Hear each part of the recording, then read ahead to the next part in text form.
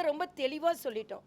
மரியாதைக்குரிய அமித்ஷா அவர்களும் மரியாதைக்குரிய அண்ணன் எடப்பாடி அவர்களும் அமர்ந்து எத்தனை இடங்கள், எப்படி இந்த அணியை முன்னெடுத்து செல்வது, எப்படி இதை அமைப்பது என்பதையெல்லாம் அவர்கள் முடிவு செய்வார்கள்.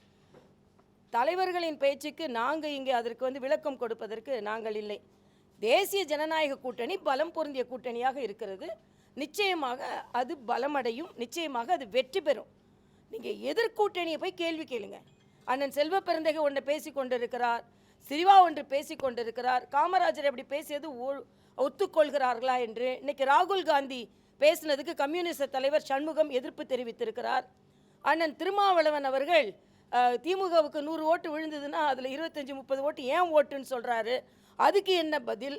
அண்ணன் திருமாவளவன் திமுக ஓட்டு போனால் கூட நாங்கள் பாஜகவை ஆதரிக்க மாட்டோம் என்று சொல்லி கொண்டிருக்கிறாங்க. ஒன்றும் அன்டச்சபிள் பார்ட்டி கிடையாது. நீங்கள் எல்லோரும் எங்கள் கூட கூட்டணி வைத்தவர் தான் திமுக. அதனால் நாங்கள் பலமாக இருக்கிறோம். சில வார்த்தைகளை வைத்து கேட்டு கேட்டு எங்ககிட்ட அதுக்காக கேட்க வேண்டாம்.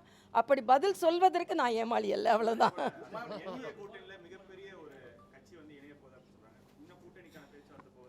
என்டிஏல எந்த கட்சி இணைந்தாலும் அது மிகப்பெரிய கட்சி தான். ஏன்னா ஆளும் கட்சியை தோற்கடிக்க போகிற கட்சி தானே எந்த கூட்டணியாக தான் எங்ககிட்ட சேருது.